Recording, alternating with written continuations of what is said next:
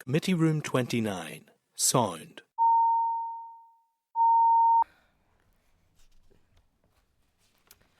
Okay, just going to provide a brief overview of today's business. The committee will receive oral evidence from TransLink on the draft budget 25-26. We're going to receive oral evidence from the Assembly's Research and Information Service on planning applications and flood risk. We're going to consider written evidence from the Department for Infrastructure on a forthcoming consultation on developer contributions, and consider 2 statutory rules and 1 proposal for a statutory rule subject to Assembly procedure and 1 rule that is not subject to Assembly procedure. So we welcome Aaron, who's on work experience with us today. He's in the public gallery. You're very, very welcome, Aaron. And just for those who are in attendance in the public gallery, if you can use your mobile devices through a Wi-Fi connection, and all devices should be muted. 3G, 4G and 5G should not be used, and no recordings or photographs are to be taken. So we'll proceed through the agenda as follows. Apologies, Mark might be coming maybe later, and then Peter's potentially join us then on online. Declarations of interest remind members that they are obliged to declare any relevant financial or other interests which might reasonably be thought by others to influence their approach to the matter under consideration. Any members who have interest to declare in relation to today's business should do so now or when the particular matter arises in the meeting. So does any members have any declarations of interest they wish to declare? I just have one, which is there is a letter in relation to land vesting, and I have family members that live along the A5 route. Sure, just for future meetings, because then I won't have to declare it all the time, just put it down. I have family members who work within the DFI, so you can put it down for save me repeating it all the time. Yeah. Okay, thank you. Moving on now to chairperson's business, I want to welcome Nicola Brogan joining the committee with us, and we thank Danny for his cooperation on the committee whenever he was here. We wish him well as he goes off to the Justice Committee. So Nicola, you're very, very welcome onto the Infrastructure Committee, and we look forward to working with you as well. Just to update the committee, I did have an introductory meeting with the new Minister for Infrastructure, Liz Kimmins, and that took place on the 10th of February this week. So we both expressed the fact that we're keen to work together and have a solution-focused approach. We recognised obviously all the challenges and the budget issues that there are. I raised the issue of the timing of papers that is coming to committee, and the need for more detail in terms of the legislative plans and associated timescales with that. And I was grateful for the Minister for her agreement on that, and I suppose from her experience of being chair as well, I think she understands the needs of the committee. So I was grateful for the opportunity to put that forward to the Minister. The meeting was positive, and one where the importance of good communication between the committee and the Minister was also discussed. So I'm just reminding members that we do have the opportunity of the Minister coming up to the committee, and we'll have an opportunity to hear from her directly on the 26th of February. So at tabled items page 3, or table pack, sorry, page 3, you'll see the written ministerial statement on public expenditure 24-25 in response to Storm Eowyn and other pressures. So I was a wee bit concerned whenever I did take a look at this, and I'm obviously just flagging up to members as well for a chance for them to take a look at it as well. So obviously you'll see that within the Minister for Finance's written statement on the 6th of February, it highlighted the DFI had identified funding pressures due to the storm of 9.2 million resource and 8 million capital. And within the accompanying tables, you see a breakdown of the pressures for Northern Ireland Water, TransLink, DVA, Waterways Ireland, and the department. They're all provided there. So members, you will recall last week I did raise the fact of the storms and what that might mean in terms of our budgets. and the anticipated costs in our oral evidence with the departmental officials.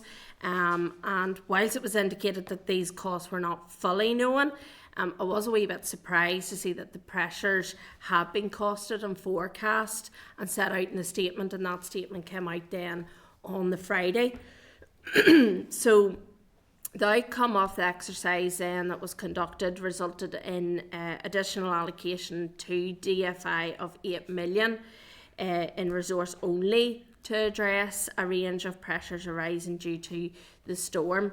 So I think it's only but right that this committee has an opportunity to look at where the shortfall is going to come from, because still need money to pay for all the difficulties and issues arising out of the storm. So I'm suggesting that we write to the department to seek clarity on how the additional allocation will be utilised and how the department will manage the remaining unfunded pressures from within its existing capital and resource limits. Does anybody have anything they want to add in relation to that, or are you happy with that? Yeah, that's a, am I correct in saying a shortfall of 1.2 in resource and 8 in capital? Yeah. So the 8 is resource coming out of the 9.2, fair enough. Yeah. So it's a fair shortfall. It's a fair shortfall, yeah. So are you content with that? Because ultimately, you know, where in our budget is that going to then come out of? What's going to be prioritised or fall back as a result of that? And let's be honest, storm and the damage, it's an inescapable pressure on the department. So we need to scope out where that money's going to come from. Okay, content with that? Yep. Okay, thank you, members. Item 4 is the draft minutes. At page 7, you'll see the draft minutes of proceedings of the meeting on the 5th of February 2025. So I'm seeking agreement that members are content that the minutes are true, an accurate reflection of the meeting on the 5th of February 25. If so, I'll sign the minutes now. Content? Yeah.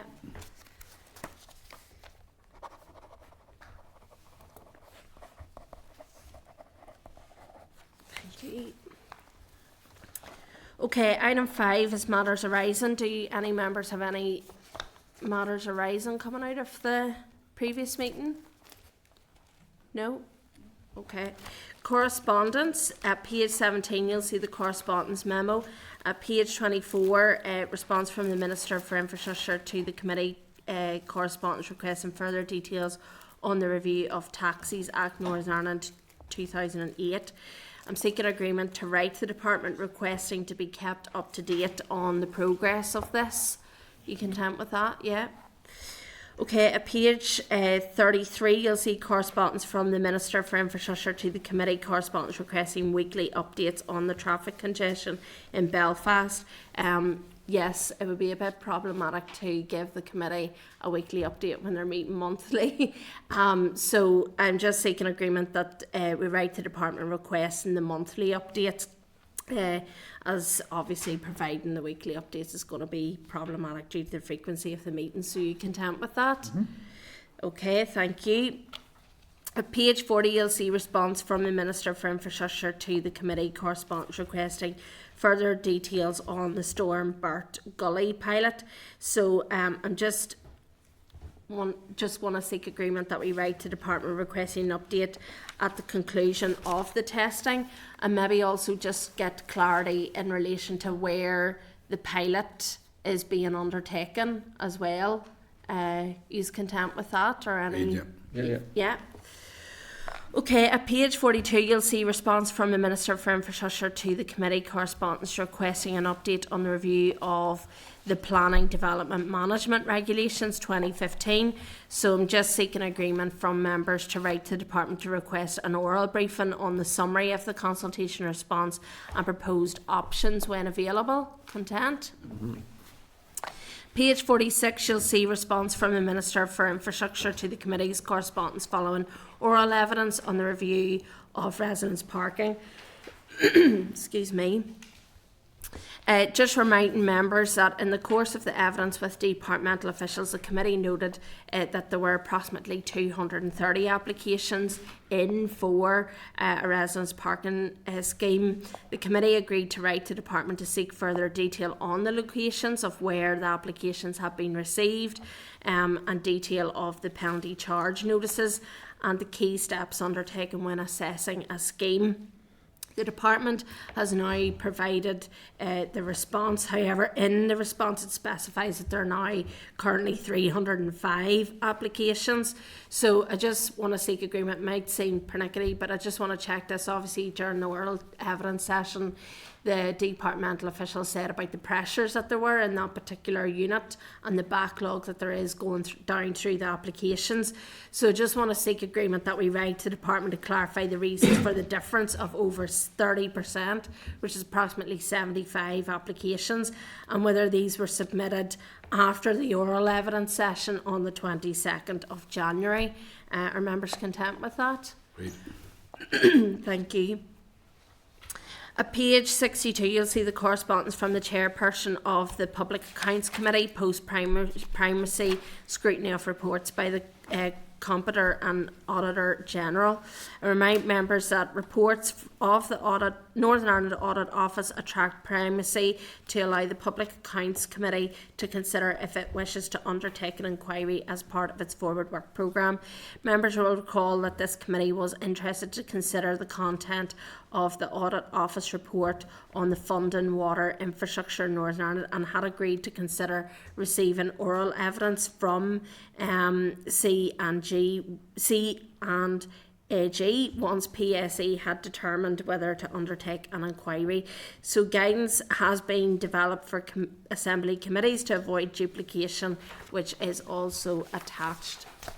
So I'm just seeking agreement that we schedule oral evidence from the Northern Ireland Audit Office on the content of the report and the key issues at a mutually convenient time in the forward work programme. Content? Just to clear, I'm on the PSC as well as committee member, Chair. Okay, thank you. At page 194, you'll see correspondence from Kate Nicholl, MLA, on issues with the reporting and enforcement structures for those who have been deemed medically unfit to drive in Northern Ireland. So I'm just seeking a forward to the DVA and I requesting a response to the issues raised. Content? At page 196, you'll see correspondence from the Interim Regional Planning Commission. We had a brief discussion on this just last week in relation to the timing of them coming up to committee. So the Interim Regional Planning Commission have been invited to provide oral evidence to the committee on the 27th of November. However, it was requested that this be postponed. The correspondence from the IPRC has requested a further postponement for its oral evidence until after its final meeting on the 7th of May.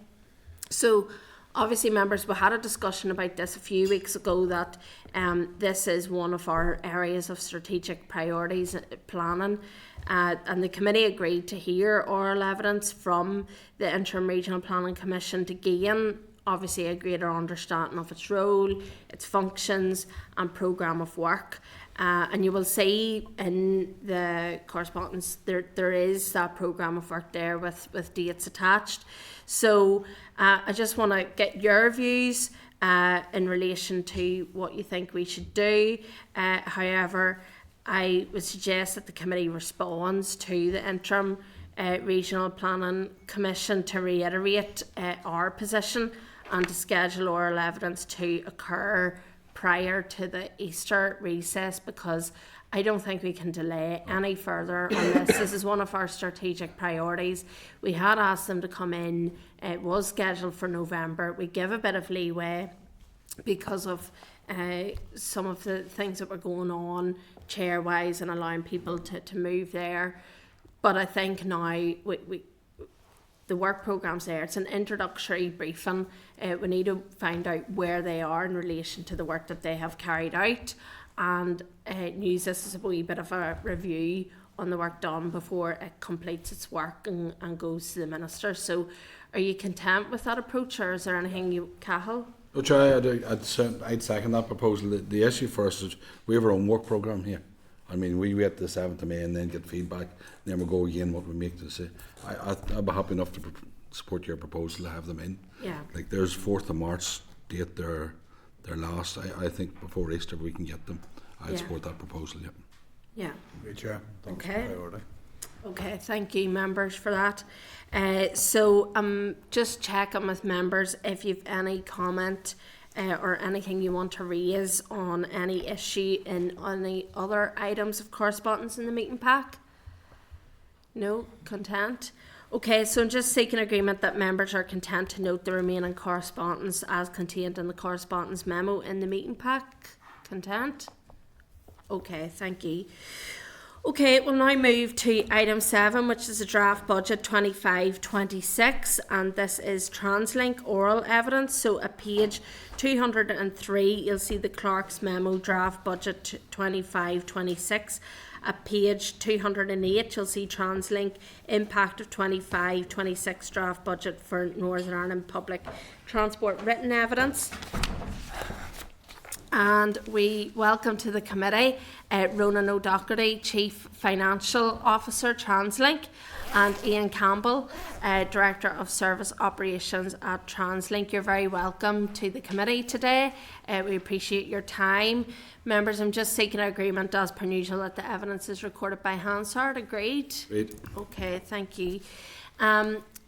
As I said, thank you for coming to the committee. We do have obviously some of the written evidence that you've provided to the committee. So as per usual, I'm just asking you to set it out briefly for about 5 minutes, and then we'll come to members' questions if that's okay. Thank you. Thank you, Chair and committee members. As you mentioned, we'd submitted a paper in advance which we'll take as read, but I'd just like to cover some of those key points before handing back for questions. So, public transport is key to the social, economic and environmental well-being of Northern Ireland. It's key to the programme for government objectives, and its importance has been referenced and emphasised in a recent declaration from the COP29 Climate Summit. In Northern Ireland, public transport has suffered from years of underinvestment compared with other regions of the UK and the Republic of Ireland. In the current financial year, which is 24-25, TransLink's resource funding is currently 9% lower than that which was received in the previous year, and capital funding is lower by 10%. The current resource funding figure for TransLink of 153 million will see TransLink make a significant loss this year, and without an adjustment to funding levels will reduce cash reserves to an unsustainable level going forward. TransLink believe the budget for the upcoming 25-26 year needs to be re-baselined to 23-24 funding levels, a year when we recorded a very small loss.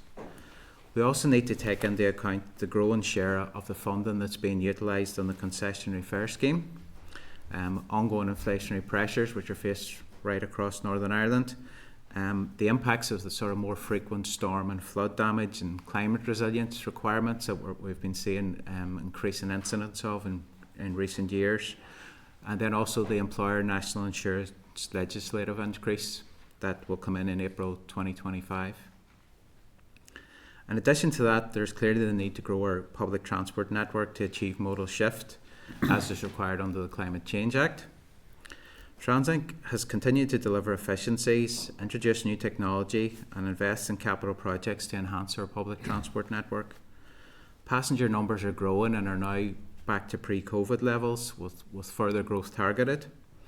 The growth in numbers since the opening of Belfast Grand Central Station now stands at just over 1 million passengers year on year versus the equivalent period last year, and we're targeting to close out this year with just under 82 million passenger journeys, which, as I mentioned, is at pre-COVID levels. And finally, Chair, public transport is an essential public service. It's cross-cutting across health, education, the economy, the environment. There's an urgent need to address the imbalance of funding to public transport in Northern Ireland, as that will ultimately determine the network TransLink is able to deliver now and into the future. Thank you. Thank you very much, Ronan. So, first of all, obviously you've said there the resource is 9% lower than the previous and capital is 10% lower. So what does that mean in terms of TransLink's priorities? What will not be delivered then in this upcoming financial year? Yeah, I think in the current year, Chair, I mean, effectively what we're doing is we're reducing our cash reserves to deliver the public services contract that we deliver for the department. So there's no risk, immediate risk to services from that perspective. I think if I maybe give a broader context, I would say over the last few years on average, we've received about 90% of the funding that we've required. There has been some volatility, as you'd expect, just to the pressures in public sector funding. So ultimately for us at the minute, we're seeing further reduction in our cash reserves, and I suppose the issue going forward and then is that's not sustainable in the long term. So, and just for clarity, your cash reserves, what do they sit at this moment in time? Cash reserves at the moment would be at around 30 million, and at the end of this financial year, which is fairly imminent, we expect to be at around 23 million. Now, year on year, that's not a significant change, but there's a couple of reasons for that. One is that some of the funding that we received late in the previous year only came into our books after year end, so there's a sort of timing element to it. And the other thing is, I think it's a good chance to pay tribute to the department. We had some historic capital grant amounts that we've worked collaboratively with the department this year to free up and bring the cash in. So effectively some small amounts that were sort of waiting on certain milestones, we agreed with the department that we could claim. So that's been helpful as well. So 23 million is where we finished the year. I think it's also maybe worth noting that we have, in recent years established a treasury management policy. One of the things within that treasury management policy is it obviously addresses liquidity and recommendations around liquidity. And, we had an independently assessed metric that, for working capital, day-to-day requirements, TransLink's cash reserves really shouldn't be dipped below 30 million. That was the recommendation. Yes, and that was an independent assessment. Yes. And what engagement have you had with the department then in relation to that? Obviously to flag up that particular issue and, your concerns about what it'll mean for your services. Yeah, I think our corporate plan, Chair, we provide a 3-year corporate plan. So in the current year that we're in at the minute, we would have submitted a 3-year corporate plan which would have shown how our cash degrades over the period of that based on some funding assumptions. Obviously, the actual funding we receive can vary. There's also the opportunity, as we know, to get some in-year funding from monitoring rounds, which is something we experienced last year, which was very helpful. At the present moment in time, we've been sort of led to believe that it's unlikely there'll be any more in-year monitoring funds for this current financial year. So, where we are going forward, we do share information, obviously, regularly with the department. We have assurance meetings. We share all our long-term financial projections, and they would be aware of our funding requirements.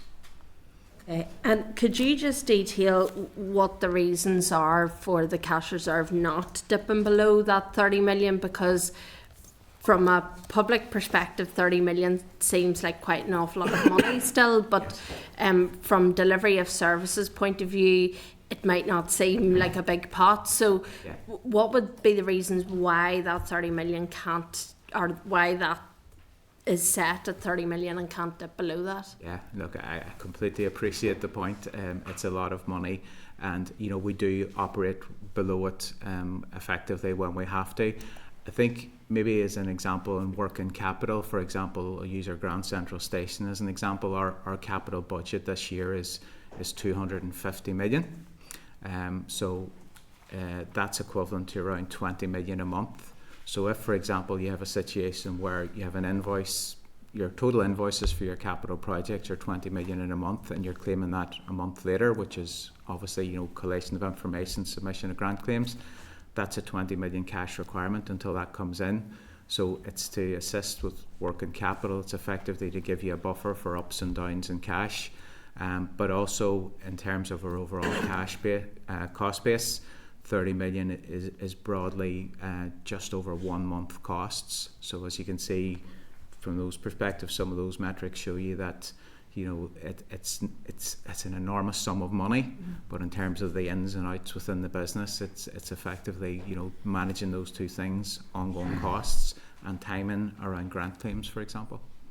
So we know one of the pressures is the national insurance increases, and that's being forecast by TransLink 5.5 million. So what, if any, impact will this have on TransLink's budget for public transport provision? So, Chair, that effectively is a new emerging pressure, something that is a new cost to us. Now, it's a cost to everybody, as we know. It's a UK legislation. Not only is it a cost to TransLink, the 5.5 million, but there undoubtedly will be cost pressures for some of our suppliers and contracts within that. That will be quantified in due course, and there'll be discussions. Some contracts may, for example, have provision for legislative changes around cost basis.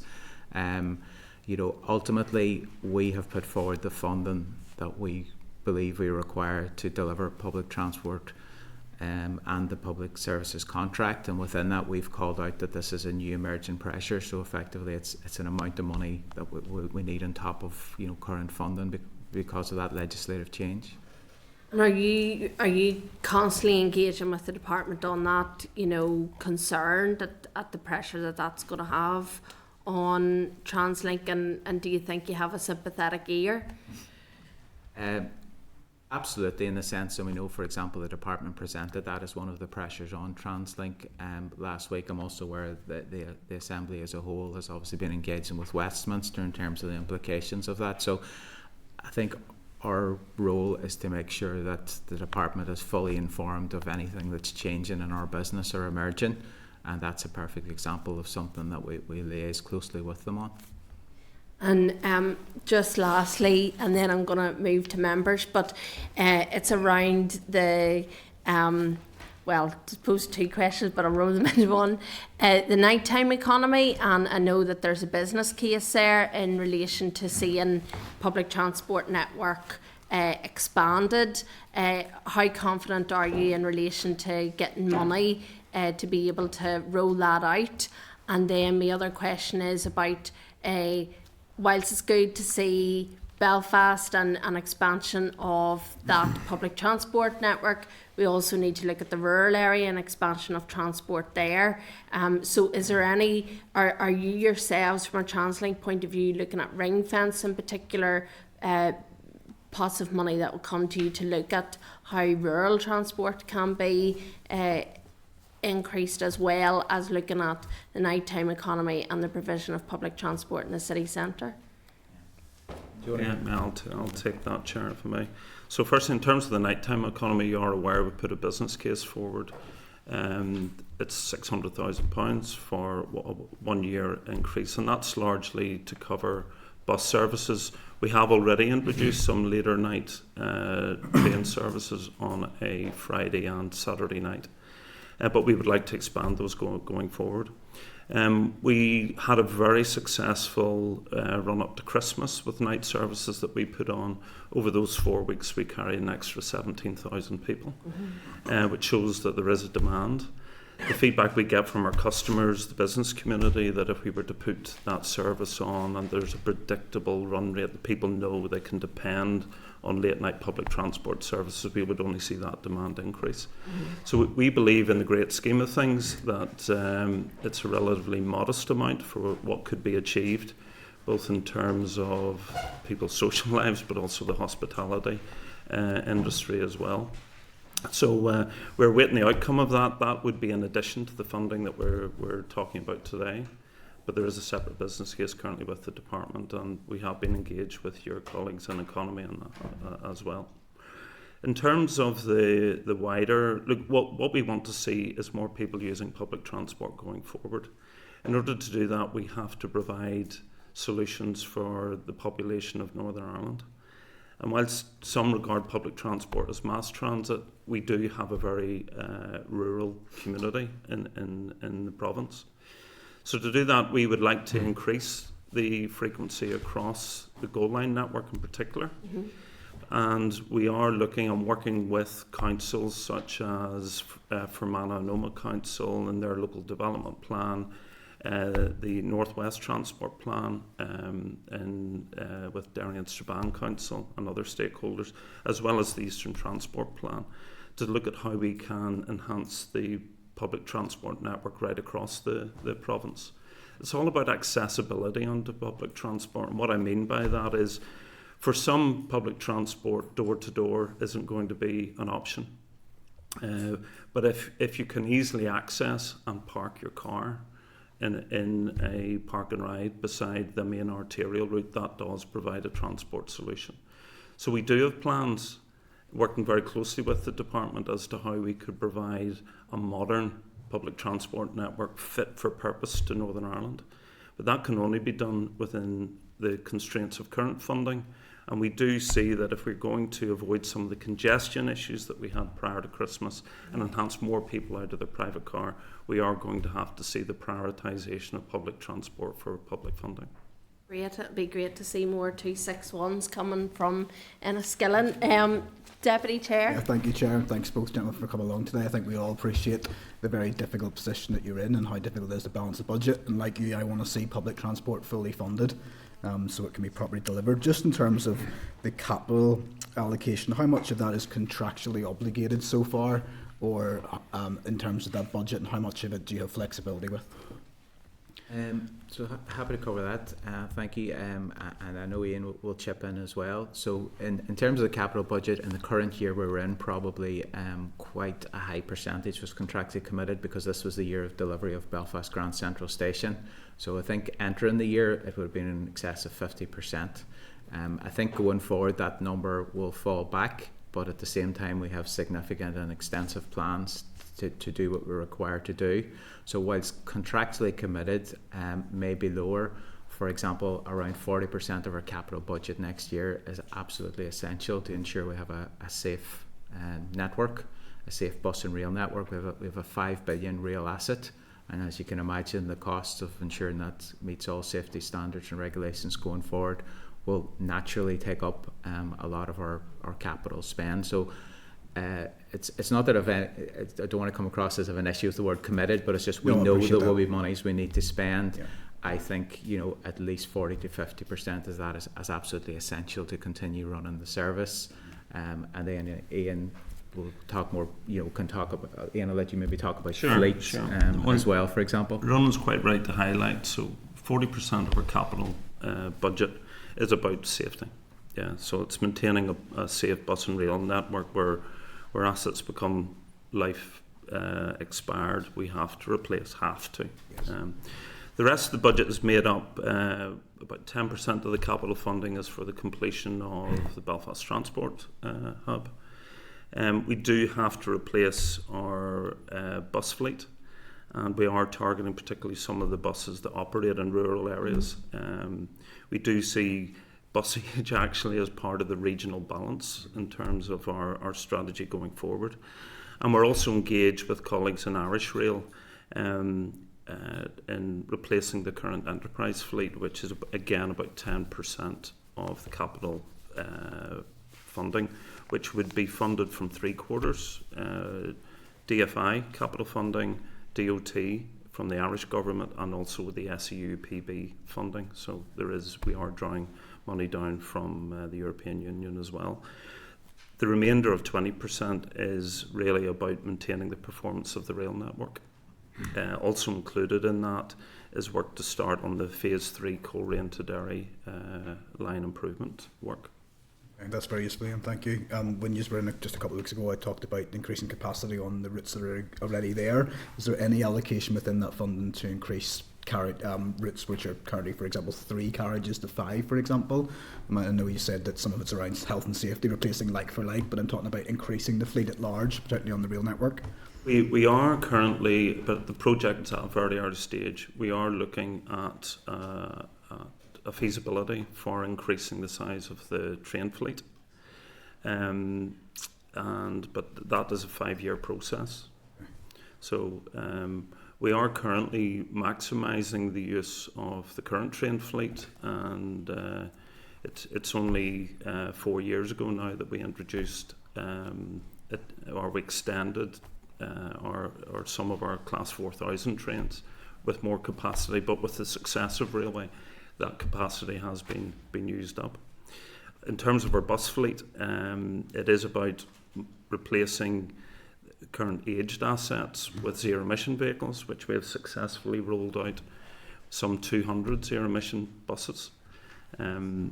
we were delighted that we were able to roll that out in Derry, Londonderry recently, and Foyle Metro now is one of the first cities in the UK and Ireland to have a completely zero-emission bus fleet. Belfast, by late spring, 50% of all our bus services in Belfast will be operated by zero-emission vehicles. And so it is. We do recognise that our popular services. It is about increasing capacity. We can do that by either increasing the length of our trains or increasing frequency. Which increasing frequency is something that we are keen to do, both in our cities and certainly across our rural networks. But all of this comes back to that issue about the constraints of funding. Okay. Sorry, can I just interrupt? We have interference on the mics at the moment, so if I could just remind members, if you have your phones nearby, maybe move them away or put your devices onto the Wi-Fi rather than 3G, 4G or 5G, just because the sound is coming across quite bad, so hopefully that might help it, so apologies. No problem, Chair. That's really useful again, Ian, thank you. I just want to return to the point the Chair made around the reserves and get your real feeling for how concerned you are about that reduced amount. And I appreciate 30 million does sound a lot, but it's effectively 1 month's running costs. From a prudence point of view, what ideally would you like it to be? And when should we start to becoming incredibly concerned, when we start to see it reduced to a certain point? I mean, you're talking about it going from 30 million to 26, did you say, around that point? Yeah. We're starting to head into concerning territory, are we not? Yeah. Yeah, so I think, look, in recent years, TransLink's cash reserves have been reducing, and we understand the reasons for that, the pressures in the public purse, particularly a couple of years ago. I think what we would like to see is TransLink getting the sort of sustainable level of funding it needs going forward. I'm conscious that the 25-26 budget hasn't been agreed yet, and we're still within that process.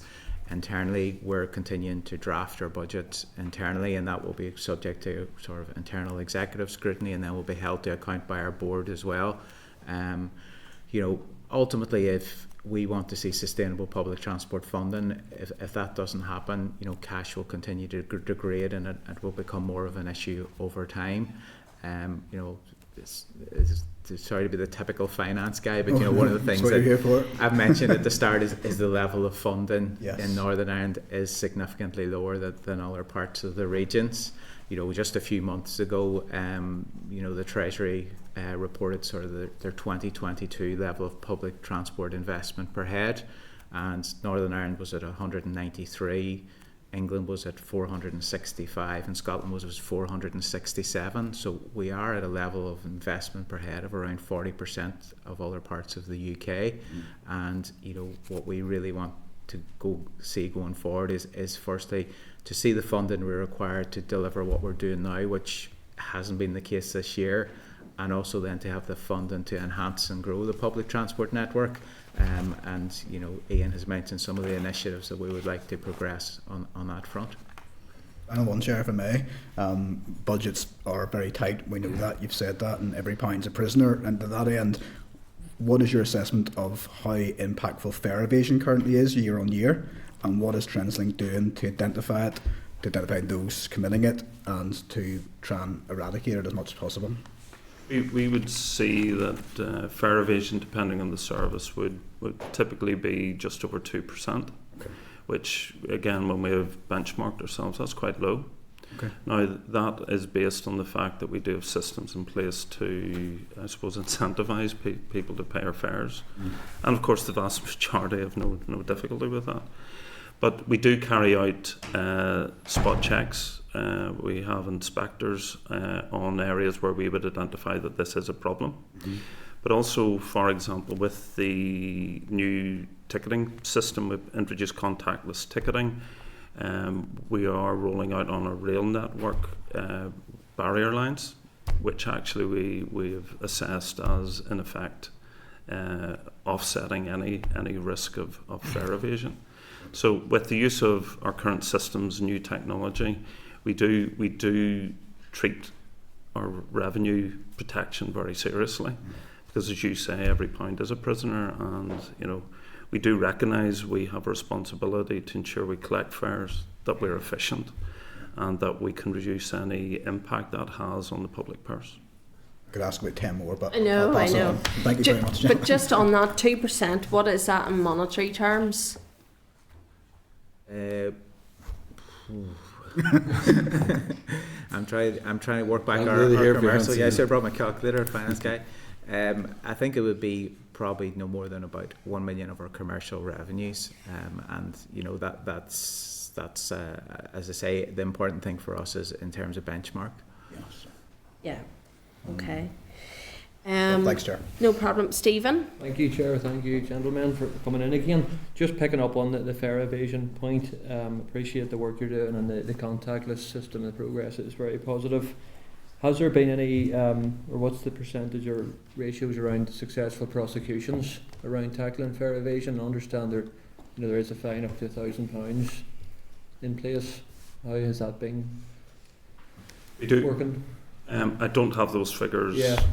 available, but would be happy to supply those offline. Well, that would be helpful. It was actually a constituent raised it actually with me this morning, just this very issue, so it's quite timely that it's being talked about today. And I suppose you talked about different patterns and so on, and are there any no-go areas as such for inspectors within any of the routes, No. whether it be the gliders or across the regional balance? No, we adopt varying approaches depending on the nature of the service, but there are no-go areas.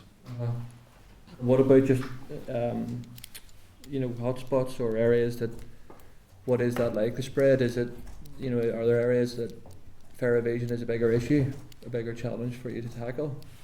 I think there are areas where you have higher rates of or higher risk of fair evasion, should I say, and that's where we would allocate more resource. Yeah, well, that's okay. And then just I suppose staying with the fair theme, one of the often flagged issues is that people would use as an excuse, I suppose, not to take public transport is the cost. They say it is prohibitive in places, but I suppose we'd like to tease out a bit more from you in terms of where we are compared to the rest of the British Isles in terms of costs and appreciate the Wildling scheme. I know you place a great emphasis on it, and I think that's positive. And then also just tying in with the recent changes on the concessionary fare scheme, in terms of the £20 application fee for 60 to 64 year olds, what impact that's had, if any, on passenger numbers and uptake of the schemes. If I take the first part of your question, you pick up concessionary fares. Yeah. So we do benchmark ourselves across other operators in UK and Ireland. We would regard the fares that we have as still very competitive, particularly in a UK context. Our regional services or commuter services still match competitively with those, bearing in mind quite often people look at the headline single fare, but we have better value ticket products which do offer excellent value for money. Part of the contactless system, ultimately where we want to end up, is account-based ticketing, where people are guaranteed the best value fare, and it's easy to use. So I suppose the other area to highlight is that in Ireland there is a deliberate policy of a further 20% reduction. So where we would see that when there is benchmarking, where there is additional subvention on rail services, for example, south of the border, where you can see that some fares are cheaper, but that is a deliberate policy by the Irish government. Ron, do you want to pick up the confares issue? Yes, thanks. And I suppose just a final point to add to that, we're very conscious that a lot of it was during, the COVID pandemic, but in the last 5 years we've had 3 years with no fare increases, which, is worth noting.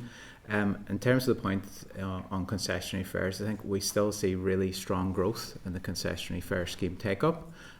We're seeing about sort of a 10% year-on-year growth in terms of the amount of funding that's required to deliver that. And so very helpfully, actually, just yesterday, the Commissioner for Older People in Northern Ireland actually published a statistic that by sort of 2046 that the number of people 65 plus in Northern Ireland is going to grow by 49%. So, I think it's 1 in 4 of the population by that stage is anticipated to be over 65. So the concessionary fare scheme sees really strong take-up and continues to grow. This year, the cost of delivering that will be around 5 million extra for TransLink, and that's something we anticipate remaining at that level going forward. Okay, thank you. Just finally, very briefly, in terms of improving rail connectivity, an issue that I've raised with previous ministers certainly, and some of your colleagues, is about improving the George Best City Airport access for rail passengers. I know there's a report due this spring. I was just wondering what input you've had to that, and do you think it's a realistic chance of making that improvement to improve safety for all road users and train users at that location? Yeah, so specifically on that, again, there's feasibility work of improving the rail link and improving the access to George Best Airport. There are a number of options within that. Just to give you an example of how we seek to draw down additional funding from other sources, the funding from that is coming from the UK Connectivity Fund from central government, from UKG in effect. So that is currently being developed in terms of a feasibility, and options are being developed, and we work very closely with the team at Belfast City Airport itself and colleagues in DFI on that project. Okay, thank you. Thanks, Okay, Keith? Okay, just thanks, gentlemen. To finish off the fare point of view, you talked about a 2% average across NI. Obviously, there's hotspots as you refer to. Higher than that, where are they?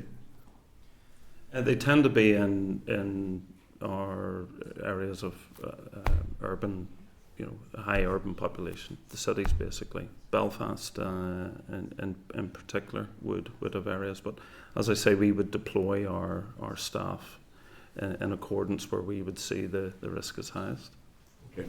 I want to talk about efficiencies. In your paper, you've referred to a 3 million benefit in the last 2 years of fuel efficiency, which is obviously $1.5 million a year. What are you benchmarking that 1.5 million saving on? How far back are you looking at? And are you basing it on that if you were buying the fuel week on week? And how does that system work? Yeah, so I can cover that one, Ian. So we've had a fuel hedging policy in place for a number of years, and effectively what that does is it looks forward and pre-purchases fuel at agreed prices. It's effectively hedging the price we'll pay for fuel. And there's sort of two reasons for that. One, it helps us avoid volatility. And secondly, it gives us certainty going into the budget. So, for example, in the last week, we've probably done our last hedge for the upcoming financial year, and that will mean about 90% of our diesel requirement. We've now locked in the price. And then ultimately, to address your question in terms of the ups and downs, we then monitor that against the market price we would have paid if we hadn't hedged. And it can be negative, it can be positive, but we do everything possible to bring benefit to that. And I think a really good example is, I'm going back in time here, but with the advent of the Ukraine war, diesel prices absolutely skyrocketed. At that time, we had hedges, confirmed prices in place for most of our fuel requirements for the next 12 months. So over that period, we were able to utilise the fuel that had been pre-purchased. We made a conscious decision not to enter into future hedges at extremely high prices. We were able to wait out that sort of spike in diesel prices and come out the other end. And in the 22-23 year, we actually saved 13 million as against to the market prices we would have been paying if we had bought on the day. So that was an enormous saving. Mm-hmm. It's a lot more modest going forward. And look, ultimately, we're not speculating. But what we do is we keep a very close eye on market prices and sentiment. So, for example, our latest hedge we actually postponed on the basis of Donald Trump made some comments to the effect that there was going to be a lot of drilling going on, shall we say, and that actually brought prices down in a short-term period, and we felt that was an appropriate period then to hedge. And since then we've actually seen prices go back up. So we try to keep an eye on what's happening in the market.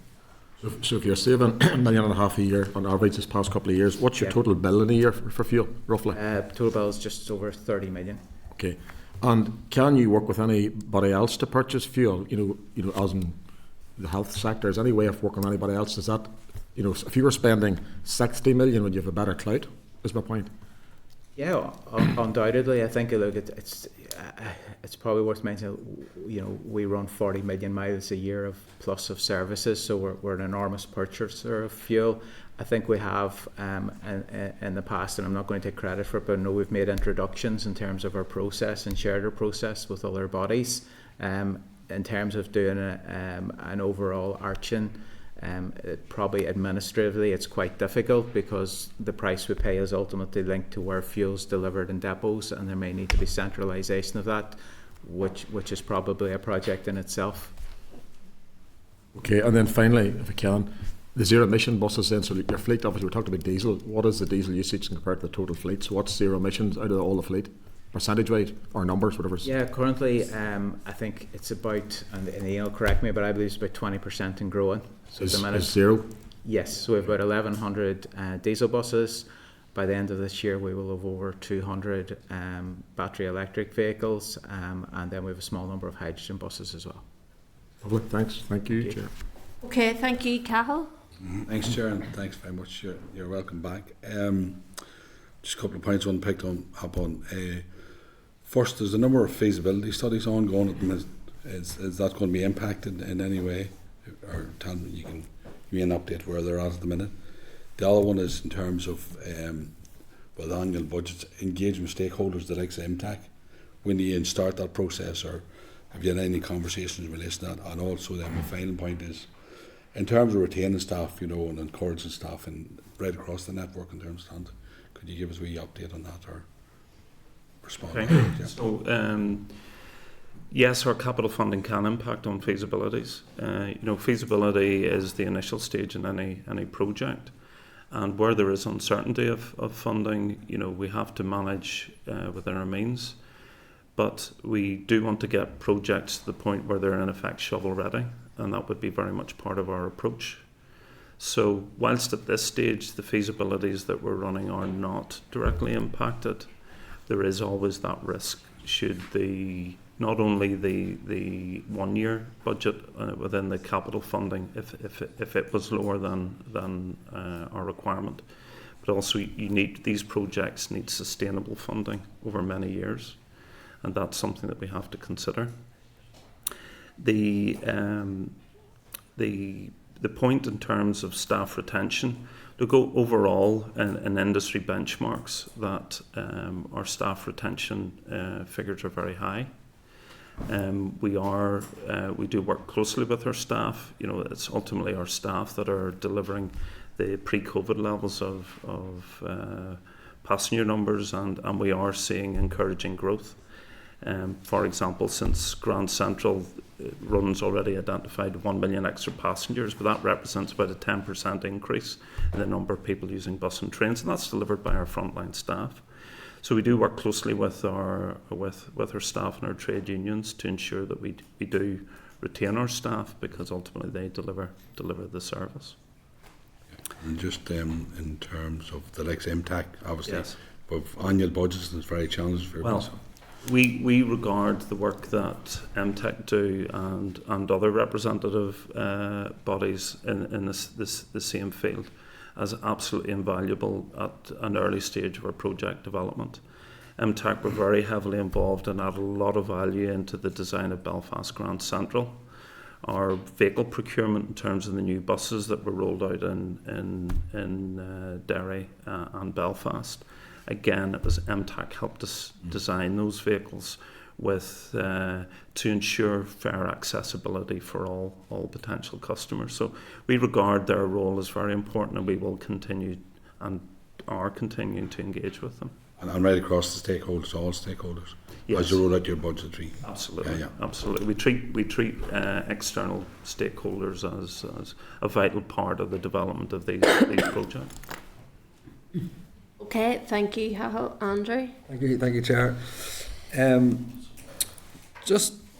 think just to come back to sort of what you mentioned there a while ago about the big issue being getting more people on public transport. I think that's really, really important. I think that's a key point in reducing congestion, reducing climate change and all the rest of it. I suppose really just, and while it is, and I think you touched on it there, Mr. Campbell, just about, that while this is a 25-26 budget, you know, the longer trend, if that makes sense, you know. I suppose really, I mean, how does this budget and how will future budgets you know, impact TransLink's ability in investment when it comes to addressing, you know, supporting green economies, addressing climate change, and sort of making that sort of modal shift that we talk about? Well, look, you do highlight one of our significant challenges is, you know, we enter into commercial contracts with our supply chain. In order to do that, we need foreseeability of funding. So it isn't just the point of meeting budgets on a year-by-year basis, but, you know, a number of the capital projects that we're delivering, you know, can take 6-7 years plus. So that is quite a commitment. So it is the foreseeability of that funding is very important to us, but also the foreseeability of the resource funding that's required to deliver services. Because what our customers want is predictability, reliability, punctuality. And to achieve that, we need not only one-year budgets, but we need sustainable funding so we can build the market. Thanks for that. That, again, funny, that supply chain and the 6-7 year plans, that sort of, I think we've touched on the 20% currently of electric vehicles and such like. I'm just wondering again, you know, I was actually talking to some of your colleagues on a local level, you know, about the Goldliner and such like. How do, you know, we need forward planning, you know. I can't imagine you buy a renewable Goldliner off the shelf sort of thing, you know what I mean? So, I mean, how do these budgets and how do future budgets, how are they going to impact our ability to future-proof, to, you know, cope with capacity increases, cope with decarbonisation in those regards? And also, again, you know, the fact that certain these buses are going to require more infrastructure in our stations. And so how, you know, that's the sort of, that, I think, make my point there, just how are we going to cope, how are you guys going to cope with the grand objective and sort of the long-term budgets? So we would have capital plans that extend way beyond 4 years. So in terms of our assessment of what that demand is going to look like, both in terms of maintaining steady state, in other words, the service levels that we're delivering today, and then the potential expansion of services. So how we do that, we identify, and that this applies to our infrastructure, it applies to our bus fleet, our rail fleet, and those would be the three main areas where you see the large investment plus ticketing, of course. So we would foresee how we would do that. When capital budgets are submitted, there is an element that of foreseeability that they will have a long-term commitment, and they go in first, in effect. So that's why the decision taken before you make sign a contract and make the investment decision, it's very important to have that long-term view in terms of the funding. But look, the capital funding is absolutely vital in terms of you mentioned Goldliners, but in terms of our bus fleet, we have to replace about 100 vehicles every year because those vehicles are becoming to the end of their useful life. They then become a lot more expensive to maintain, and one of the areas that we're seeing, we mentioned efficiency earlier. The electric vehicles that we buy, whilst more expensive from a capital point of view, are significantly cheaper to operate than diesel. So we would see actually as part of the green economy, and these vehicles are actually currently built in Northern Ireland. So not only do we see a role in terms of decarbonising transport, it's also building an efficiency to what we do, but also supporting the local green economy. I think that is actually, and I wasn't aware of that to my ignorance, but that sort of does show the circular economy really in quite clear. Yeah. One last thing, just sorry, Chair, if it's okay. You know, we mentioned there about across the water and how we sort of our public investment, our investment in public services, money, public transport is 40% of what it is. Some of the summer you've mentioned across in the Republic of Ireland and how much they're spending on public transport. I suppose really, because obviously you want a better service. Better service means more people are likely to use it. Ergo, maybe costs come down. But I suppose, I mean, what is their exemplar of best practice and best service that maybe, and as a user and as good as TransLink is, I'm just wondering how it could be better, given the investment across the way. Yeah, I suppose I'll kick off that. I suppose the benchmarks are hard to come by in the sense that every jurisdiction is different in terms of mix and rail and bus, for example. I think maybe, to use the Republic of Ireland as an example, because they've just announced their budget recently, based on some of the climate change demands, the need for modal shift onto public transport, they've actually announced that they're increasing public transport funding by 10% this year. So that's an example of where they're investing to do what needs done in the coming years, to do the things that you've referenced, which is to grow the number of people using public transport, to allow the investment in zero emission vehicles that are actually, as Ian mentioned, cheaper to run. So those are the type of things we want to achieve. The actual benchmark, I think, we do believe we are underfunded, but we really want to grow the usage going forward. And we actually this year we will grow our passenger numbers by around 5%, which is a really strong statistic. And there was commentary in the past, public transport use will never return to pre-COVID levels. We've now achieved that. There's other parts of the UK that we've looked at in recent years, and we're consistently behind us in terms of recovery from pre-COVID numbers. So we have seen good uptake, and we're pleased with that. I think the wider issue, where is the best practice? Well, we do have some. I think based on the number of people that come and engage with us in terms of BRT and the glider service in Belfast, the fact that has delivered over 40% growth and nearly 10% modal shift on the routes that serves, it shows that there is good examples of best practice in public transport in Northern Ireland, but we need a lot more of that.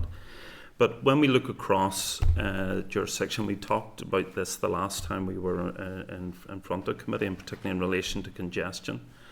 Where public transport works, and particularly bus transport, is where you have park and rides around your urban centres so that people don't have to take the private car into the city. There are urban centres that also have bus priority from those park and rides into the city centre and the other parts of the city people want to go. And those park and rides go across rural areas so that you're providing accessibility for the whole region in order to get people to where they want to go. As I said at the beginning, public transport isn't a solution for everybody, but we have to make it accessible so it becomes a solution for everybody. Okay, thank you. Nicola? Thank you, Chair, and thank you for your presentation there. There's a few points I just want to pick up on from the conversation already. I think that's really interesting, that discussion about decarbonisation of public transport, and the fact that 20% of the fleet already are under zero emissions, whatever. And I agree with you that when you're planning ahead, you need multi-year budgets, and that we have, as finance ministers, have been pushing for multi-year budgets, and hopefully we'll see that in the future, because you do need that there, and right across all organisations they need to have to be able to plan for years in advance. The other thing I wanted to point or pick up on was, I think John, you mentioned it about the concessionary fare scheme. I'm glad to see that's been picked up and the usage has been increased, because members of my own family use it, and I can see the social value that it has, So just wonder, what kind of engagement you have with your counterparts in the south, and the scheme that they have for people of pensionees, whatever, who can get use of that scheme.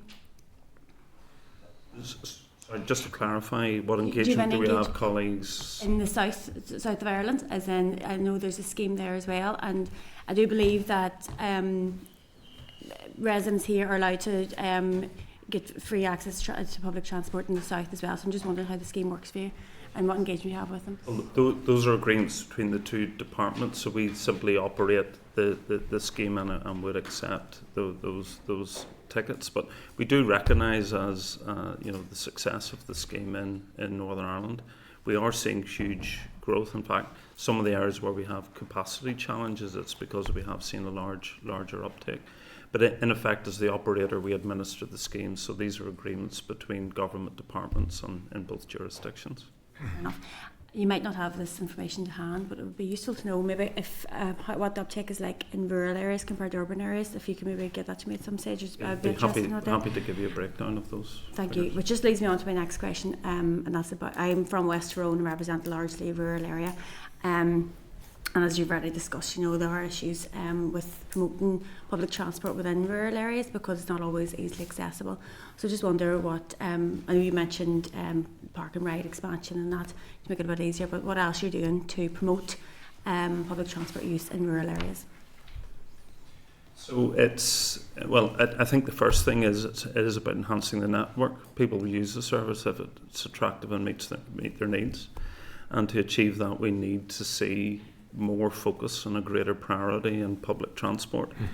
Now, whilst compared with other parts of the UK, Northern Ireland does have a high level of accessibility to public transport. I think it's assessed at 83%.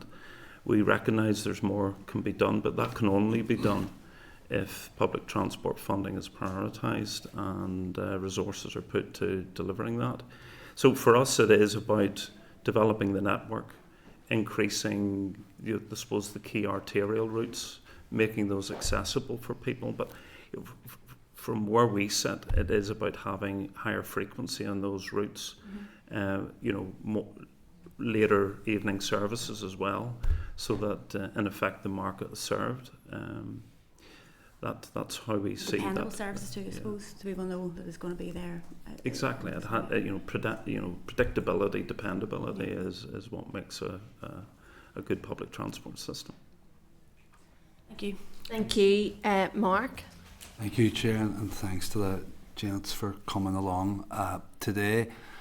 In terms of the, I think it was £5 million shortfall you see, Ronan, in the concessionary transport scheme, how do you propose to fill that gap? Will it be done through fare increases, and if so, how much will we be looking at this year in terms of fare increases? I know the previous finance minister in her budget sustainability plan, or I can't remember the exact title of it, but she identified an increase in public transport fares as a means of generating more income. So while in other jurisdictions you see increased allocations towards public transport, here we're kind of shifting it to the public, the passenger, to foot the bill for that, which could be counterintuitive in terms of making public transport less attractive. Like what we call out, the concessionary fare scheme is a policy decision. We implemented the costs, as you say, Mr. Durkin, are approximately 5 million extra per annum. So that effectively creates a funding pressure for us. Historically, if a sort of pivot to fare increases, historically I suppose fare increases have served two purposes. One, they're to help us offset the cost inflation that we see within the business, like any business, and the other side is then obviously to ease the public funding pressure that's required. Ultimately, any fare increase in the upcoming year will be a sort of regulated matter for the minister to decide, but these decisions obviously have knock-on implications in the level of funding required for public transport. I would agree that the concessionary fare scheme operation is creating an additional 5 million per year in terms of a funding pressure for our business. It's not the only funding pressure. Yeah. So yes. You're going to have a bigger gap than 5 million yes. to fill, and could you hazard an estimation as to how big that gap will be in total? Well, I suppose we are in the middle of the 25-26 budget pressure. I suppose at this stage our role, and this is where we liaise the department, is to continue to give information as to the pressures and funding we require. I did outline at the start, to stand still over the past couple of years, we've needed an extra £10 million in relation to concessionary fare. We have the national insurance legislation, that's $5.5 million. We have ongoing cost inflation within our cost base, and then climate resilience is costing us money. The recent storms. I dread the naming of the next storm. If it's Storm Bert, Storm Eowyn, they've all caused. won't begin with an F. Yeah, no comment. We'll not preempt and naming it here. But they create additional cost pressures as well. So I absolutely agree, Mr. Durkin, that the pressures on the business continue to grow. Okay, and that's good. I'm particularly glad to hear that with money there for the Derry Coleraine line. It's been long awaited. Can you say what there is this year, what work that will do, and just I suppose give a timeline for works on that, or is that for the other side of the house? Well, this is preparatory work for the in effect track upgrade for a large section of the line between Coleraine and Derry. Ultimately, this will improve the performance and the resilience of the line, which is much needed. But for us, it's also the foundation for future development of the railway network to the northwest. So there are funds identified in the capital plan. In terms of the rollout, to do this work will require closure of the railway line, and we're currently working through that from a project planning point of view. Operationally, want to keep that down to a minimum. So we are currently working through that timeline.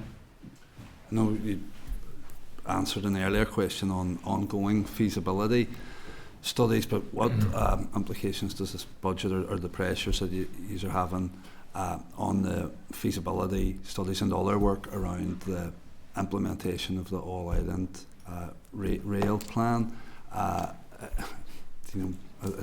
It's well established that delay is the biggest driver of cost, and this was already an extremely ambitious project. Will there be much going on or going into that, and much going on in it as well? To be clear, the projects that we have in the capital plan, whilst I suppose compliant with the All Ireland Strategic Rail Review, there's nothing specific on what we plan to do next year, so it will be future-proofed for that. But to be clear, the All Ireland Strategic Rail Review is really a strategic framework for decision-making in the future. The figures are I think it's around £300 million over per year for 25 years is the scale of funding that would be required to deliver this. But I think it is a really solid place to start, because it identifies, if you like, that strategic framework for future decision making. But the work that we're doing in terms of Coleraine to Derry Phase 3, the work that we're doing on cross-border rail, and working with colleagues in Irish Rail, the Department, Irish Government and SEU PB, by putting in a new enterprise fleet, it will be future-proof for higher line speed, reduced journey time, that will complement the strategy outlined in All Ireland Rail Review. And finally, there have been a question there around fare evasion and the cost of it to TransLink and to everyone as a consequence. Have you got a cost to TransLink of vandalism per year? Do you have that a figure for that readily available? We do. But I could provide that offline to you if that's okay. I don't have those figures at hand. Vandalism in the area, it's another area of cost, and it's an area we treat very seriously. We have received excellent support from the Safe Transport team in PSNI to help us target known areas of vandalism, I got to say, with some success. And there have been people brought before the courts as a direct result of that. But it is an ongoing issue. It is more of a wider societal issue. Absolutely. But it is one that we recognise as additional cost burden that we have to carry. Yeah. It's much more than the cost of physical repair of vehicles. You've obviously then injury and stress caused to drivers, as well as an impact on services as well. Absolutely, and the communities that they serve. Yeah. Thank you. Thank you.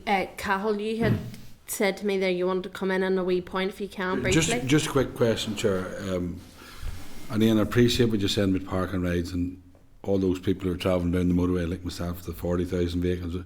But we have a major issue in terms of those short journeys within the greater Belfast area. And if we're serious about, because the public transport network is in there, and we should be encouraging more and more people. Now, I know it's happened over the Christmas period and we're getting better at it and because of the new station and everything else, but I have to say this, that we need to identify a plan going forward. I know it's difficult to plan things for the yearly budgets, but going forward where we can tackle the most people, the majority of people, that's what we need to be at, and we need to get that balance right, to be fair. You know. And we are very focused on that, Cathal. You touched upon the congestion. We're working very closely with DFI, Belfast City Council and others in terms of plans and how we can mitigate that going forward. But it's what I said earlier, in terms of best practice, what our cities need is we need park and ride facilities around the city. We need to make Belfast more accessible to public transport, such as bus priority, because one of the areas in terms of cost pressures and resource pressures, if our services are caught in traffic, we have to provide more buses and more drivers simply to maintain the timetable, and that is evident in terms of some of the cost increases that we've seen. So look, absolutely, we want to see clearly that'll be areas where you're going to see the greatest growth. But what I would say is that has to be nuanced in terms of recognition that we also have rural networks and we are looking at regional balance. There's a lot of spinning plates here, but all I would say is, look, in order for us to be able to meet everybody's requirements, we do need to see far more sustainable levels of funding for public transport. Okay, thank you. We're bang on an hour of when we started the evidence session, but there was a few points I just wanted to pick up on, and that's in relation to, obviously we had a bit of a discussion there in terms of the zero emissions fleet, and I just wanted to check, obviously when you're replacing vehicles, obviously that's a capital cost to TransLink, and you referenced there 100 vehicles per year. So presumably then, in terms of diesel and saving costs, what effect does this have then on fuel costs, which is obviously your resource then? How much are you saving as a result of that? Yeah, so look, all those statistics are correct. We have a fleet overall of all vehicles, including glider, of probably around 1,500.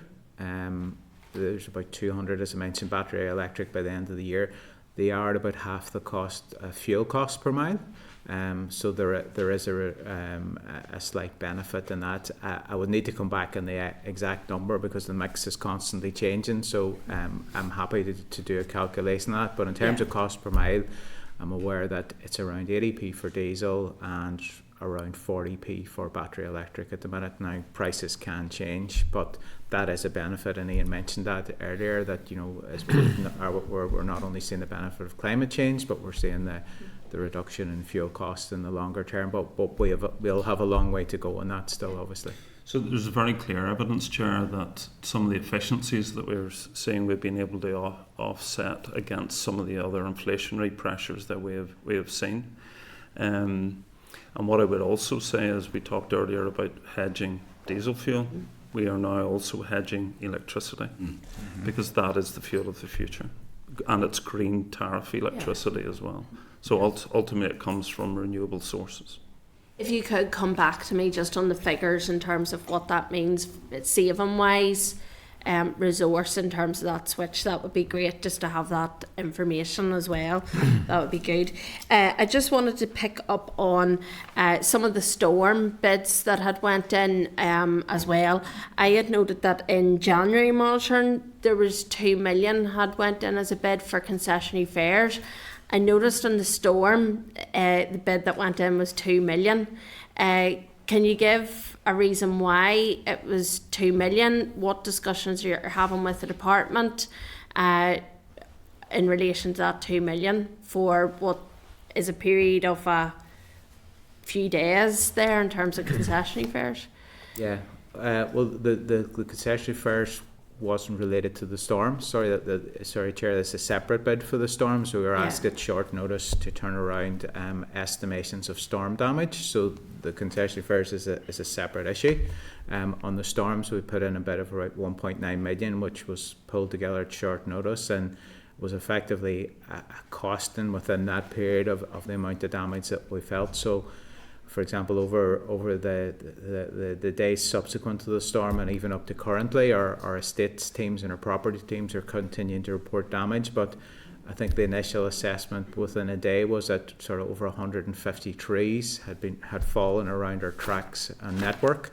We had 10 barrier arms damaged that would need urgent repairs. We had damage to signal and telecoms. So that costing is based on that. So it's literally a best estimate of what's going to cost to repair those things. But that's just to give some context. So we have a line from the finance statement that it came out last week, which says concessionary fares 2 million. Did TransLink put that to the department, or? Yeah, so I thought it was interlinked with the storm, sorry, in terms of the question. No, the concessionary fares would have been in terms of an additional pressure over the course of the year based on uptake of the concessionary fare scheme. Okay. And then during the course of your evidence, you talked about the upgrade to the rail enterprise, and you'd said there about it's 10% of your capital, but 3/4 are coming from DFI, and then the Irish government and then Peace Plus type funding. So can you give a breakdown in terms of the monetary value attached to both DFI, the Irish government, and then the Peace Plus for that rail upgrade? Sure. So SEUPB and the Peace Plus programme have identified €165 million capital funding to support that project. The remainder will get picked up by DFI and Department of Transport in Ireland. Okay, so what would DFI be contributing then in monetary? Well, we're currently out for procurement, so I couldn't comment on what the total value of that project is likely to be until we complete the procurement process. Okay. Could you maybe keep us up to date on that just as well? Yeah. That would be good. And then just to follow up then from some of the members' questions they had raised in terms of prosecution figures for the fare evasion, if you could provide that to the committee, that would be grateful. And then Nicola's in terms of the uptake rural versus urban as well, and the vandalism figures as well. So Luke, thank you very much for coming to the committee. We're always grateful for your time and for the evidence that you provide to the committee. We're most grateful.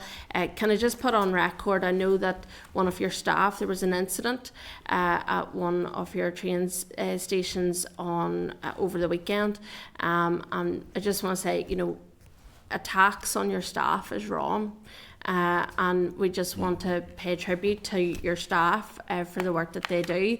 They're public facing, and I know in the past the committee has looked about safety on our transport network, but I just want to put on record and we wish the staff member well as well. So and I see Graham sitting in the audience there, and I just want to put on record thanks to all of the staff in terms of the engagement that they do have with us on the local issues that we have. We do appreciate it, so thank you. Thank you, and we'll pass that on. Thank you. First.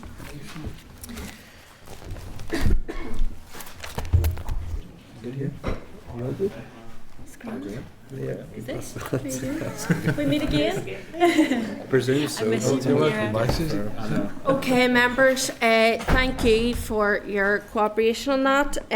I just want to let members know, obviously that's to do with our budget, so the committee staff will prepare a draft summary of the issues identified in the course of the evidence that we received for consideration at the meeting on the 26th of February. So members, I'm just encouraging you to highlight any issues arising from the evidence received. We'll provide that to the clerk for it to be incorporated into the draft response on our budget.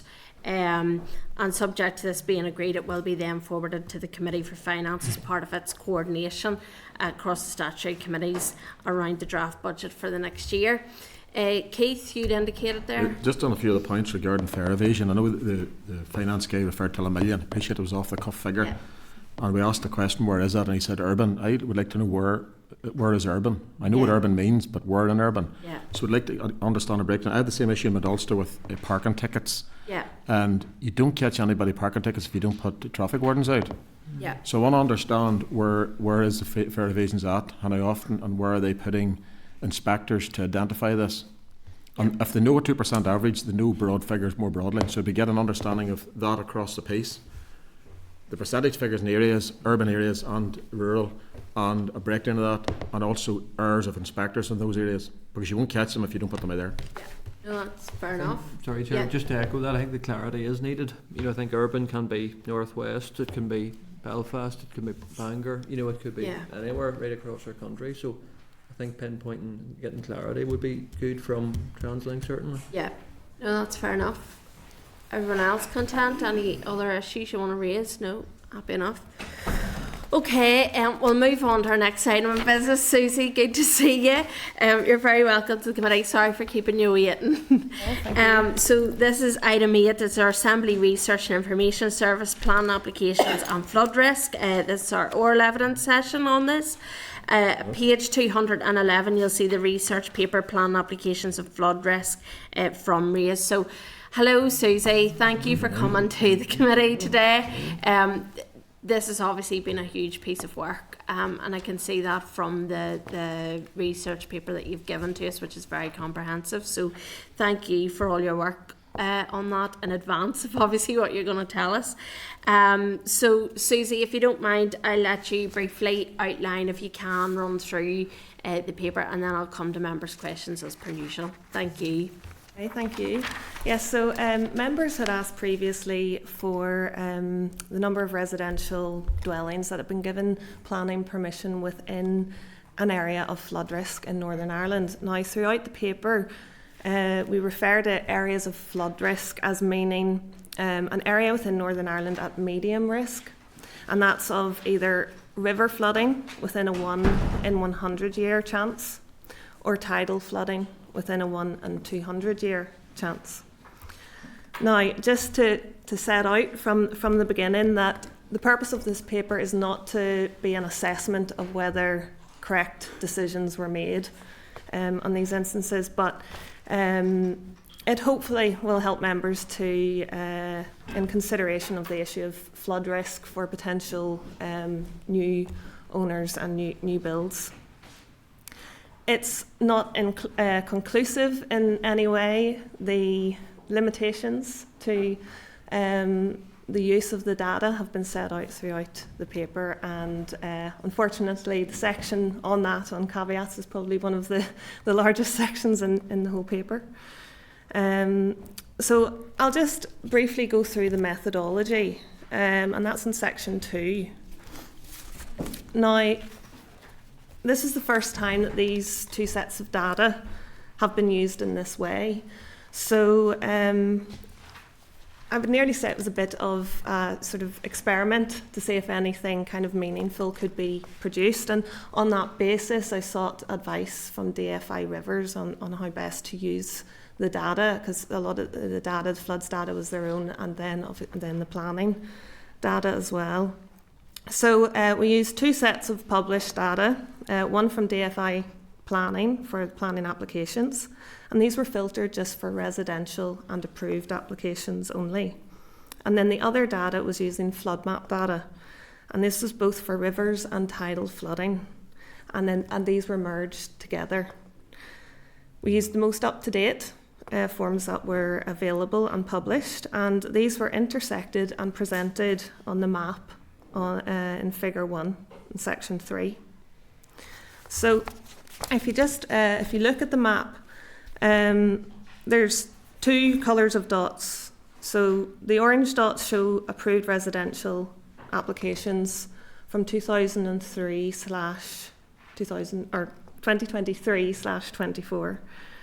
And then the red dots, these show the approved applications which are located within areas of flood risk.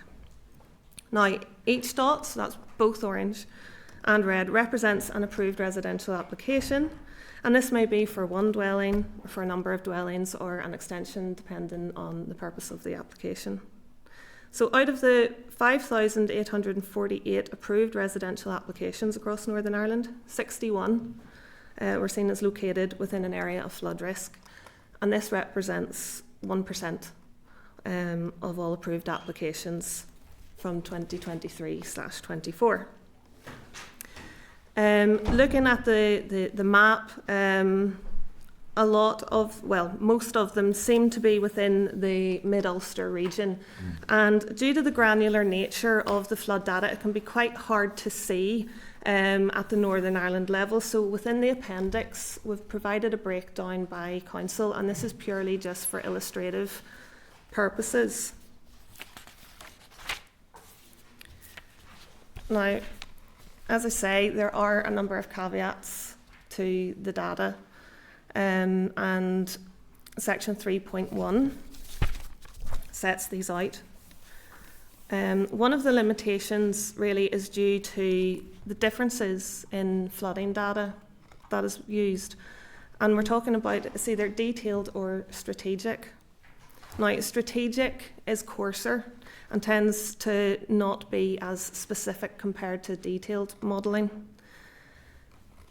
Planning authorities use strategic modelling, and in fact, the planning policy doesn't state whether strategic or detailed should be used.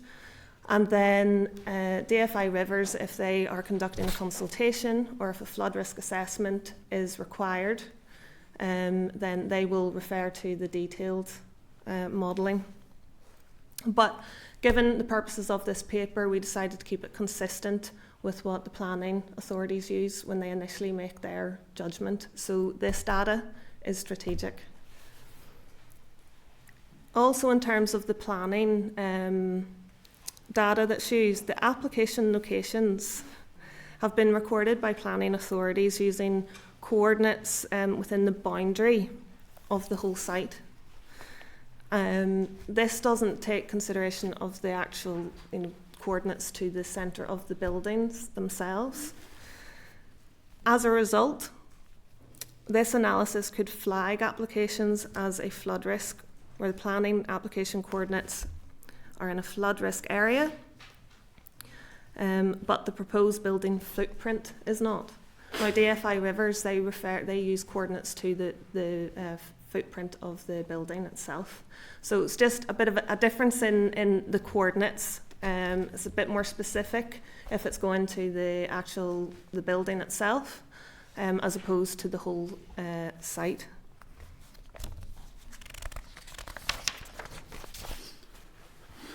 Another, again, is the change in flooding data over time, and DFI Rivers, they don't update this on a piecemeal fashion, and if a challenge or anything is made to their modelling on an individual basis, by whether it's an FRA that has been conducted by a consultant using more complex modelling, these haven't been updated yet, so and are to be updated in the future.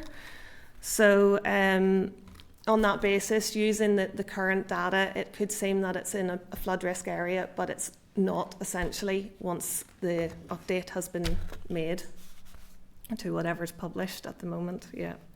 And also consultations may have been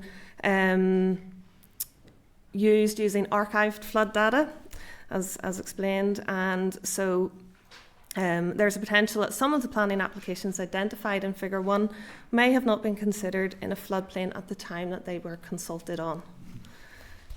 So I know that that's quite a lot to go through there, but I've provided a few considerations even on the basis of these limitations.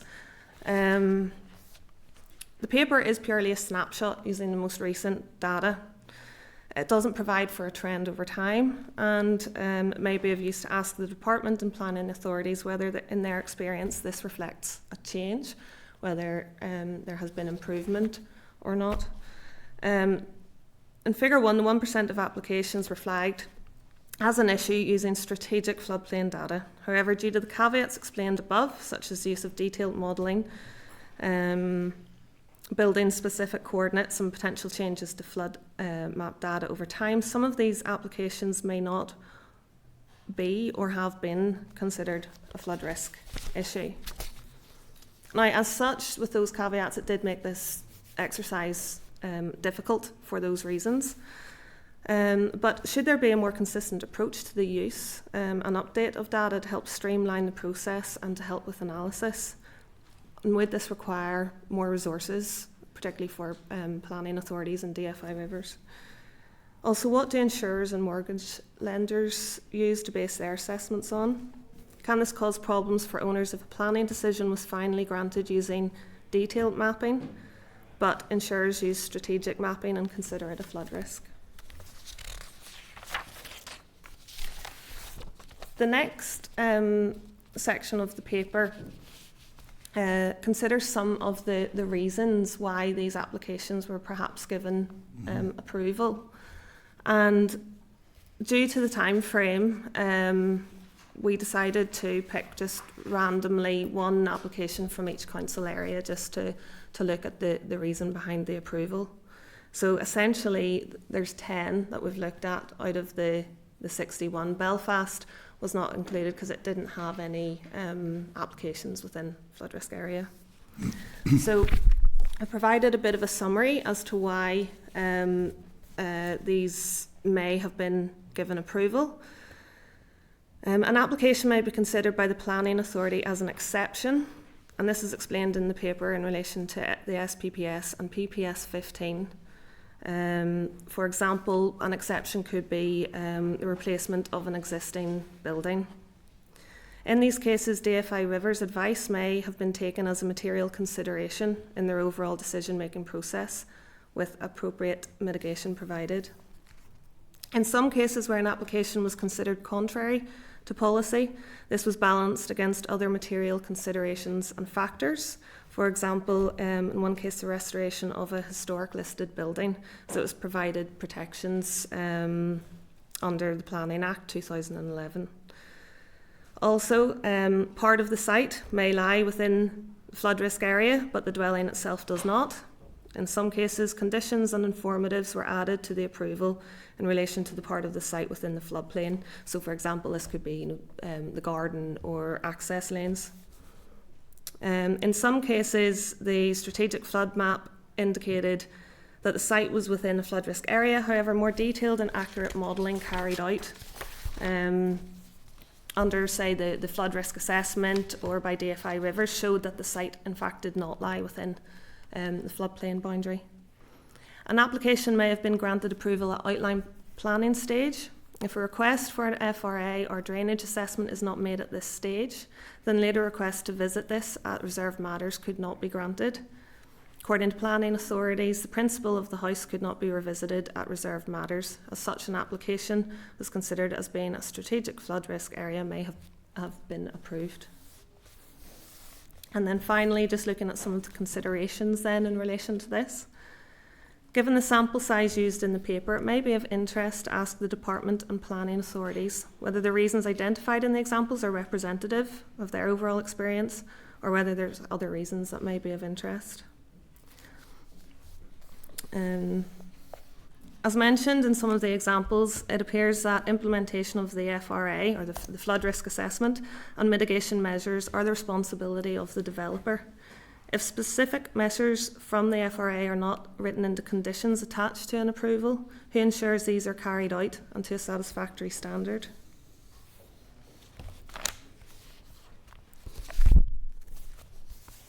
The planning authority has the final say, and DFI Rivers provides advice as a statutory consultee. But what happens in cases where DFI Rivers may not be fully satisfied with an application or the information given, yet approval may still be granted?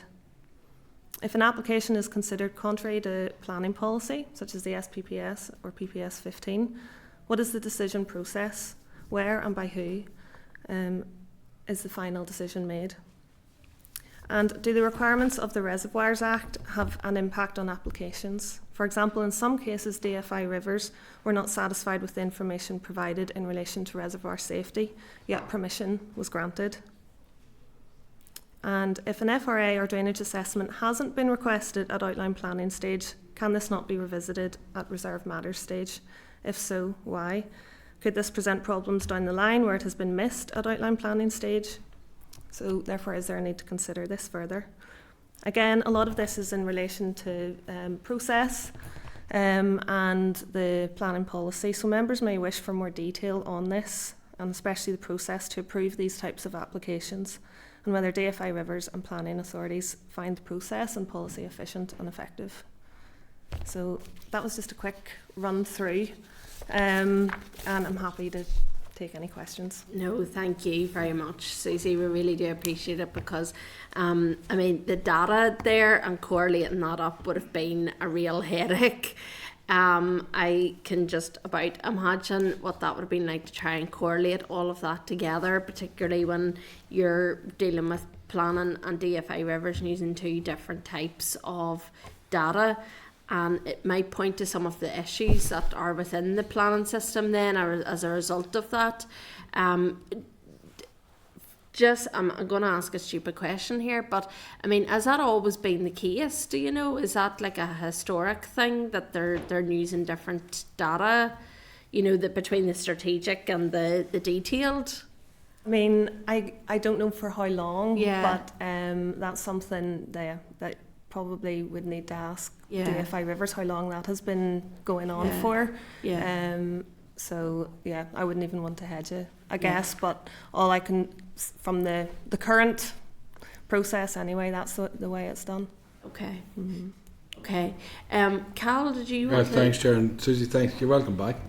Thanks very much. I've done many papers you've done for us now down to the years. But I'm still a wee bit surprised, and I have a couple of questions, but I mean, and Mark was around this time, we've done the PPS 15 way back in the day. I mean, how that has not been coordinated properly. Because we've done a flood mapping exercise, I think, way back in Dard a number of years ago, originally. And then we've done our own PPS 15 in terms of planning policy statement. So, but my question to you, and you may not have looked at this, or maybe you can come back to this, how does it operate in all the jurisdictions in terms of coordination, you know, because clearly it needs to be coordinated. You know, that's one question, and the other one, and you touched on it, surely the issue of insurance, especially house insurance and protections, that has to be a major problem for people. And we've said here, we keep having the conversation about people applying to, you know, applying to build a house, no coordination between the NIE. This is one prime example as well, but surely it's up to departments to have that information. And it's down to coordination and mapping between the two. You know, it's separated. It was one department at one point, I think, but just those things in terms of, you know, going forward. I mean, have you found anything in any other jurisdictions that we could learn from or better practice? And also in terms of the insurance issue for those applying. Yep. Yeah, certainly. For this piece of work anyway, no, I didn't look to other jurisdictions, even in terms of the process and the policy. And in some of the reports, though, guidance was referred to the Environment Agency guidance. So, and I know as well, obviously, local development plans are still in the process. So, again, it's saying how that PPS 15 is carried through into those and the local policy plans. Local policy plans are obviously going to be more detailed and site specific. So it's that idea, will maybe they look at more detailed use of flooding. At the moment, that's not the case, and no planning policy seems to state whether they initially should be looking at it from a strategic or detailed level. And I suppose that it just depends how readily available that modelling is and the resources and the expertise that are required to do that on an ongoing basis. And at the moment, the way it seems to be is if it's flagged as an issue at a strategic level, then they'll look at it in more detail using the more detailed modelling. So yes, I can certainly look to other jurisdictions to see if that's something similar that's being done.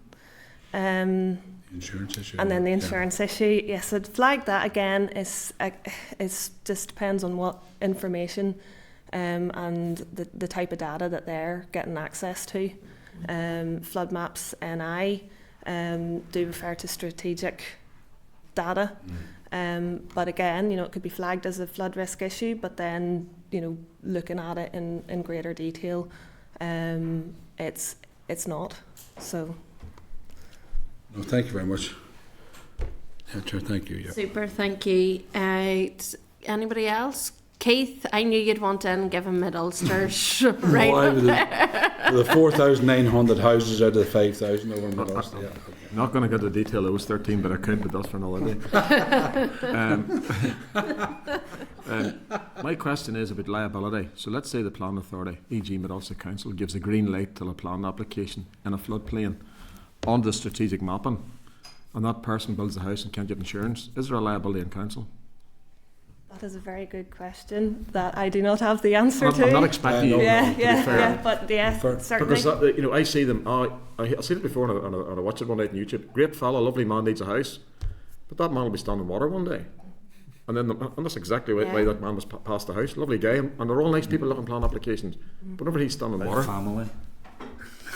so it's just I don't appreciate you might not answer the question, but my concern is if you're passing them, and DFI, the experts, is giving you this is a floodplain, whether it's strategic or that other terminology used, it's still a flood risk, and insurance say no. There could be a pointer to the plan authority. You passed my house and I can't get insurance.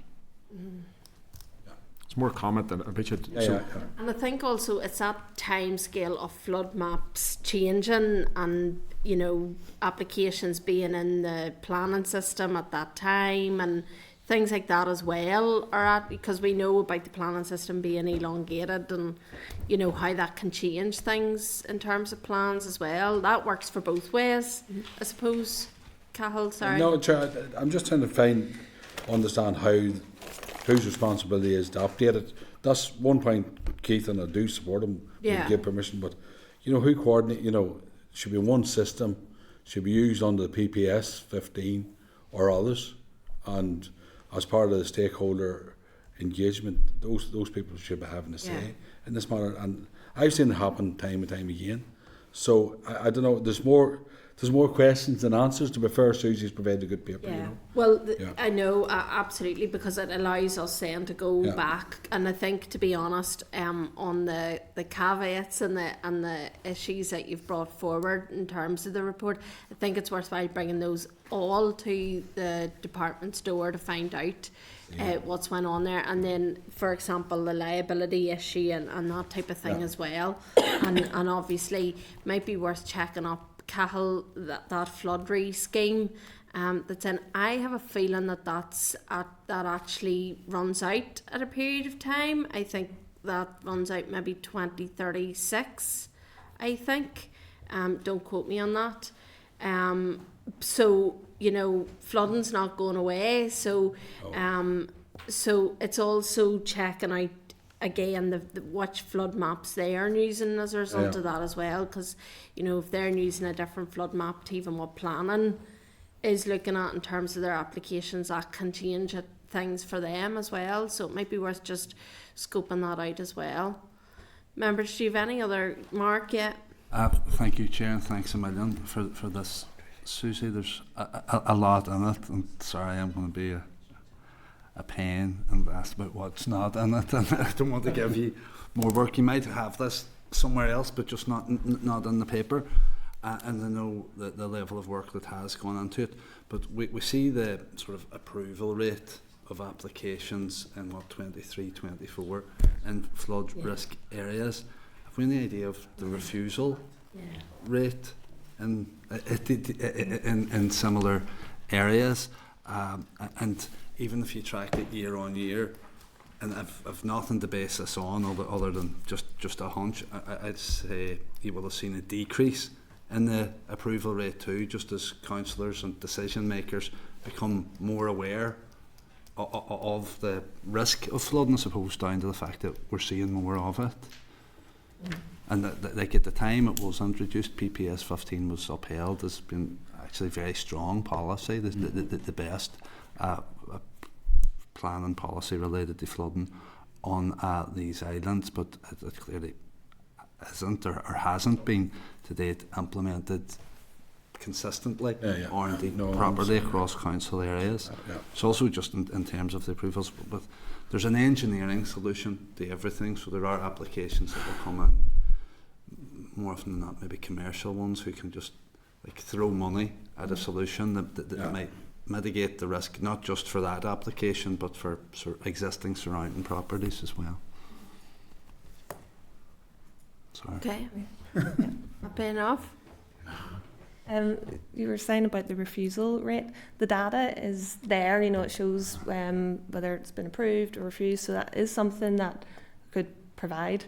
Didn't provide it in this paper, but now that we've sort of got a bit of a methodology, this was nearly like a bit of a pilot, you know, we could use for different types of the data. So yeah. And there are probably fewer applications even.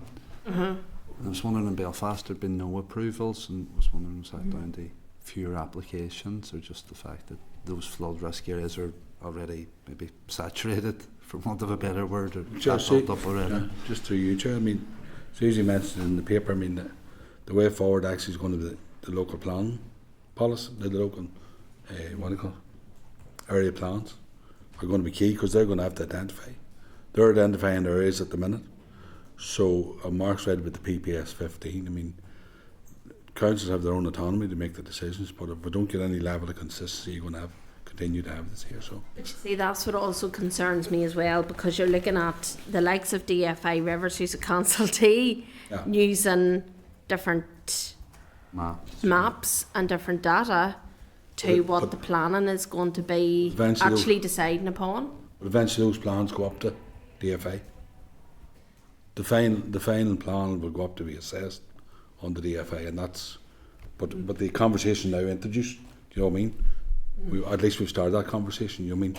By the time local area plans are ready to go, it has to be overviewed by DFI, and that's one of the questions we need to be asking about.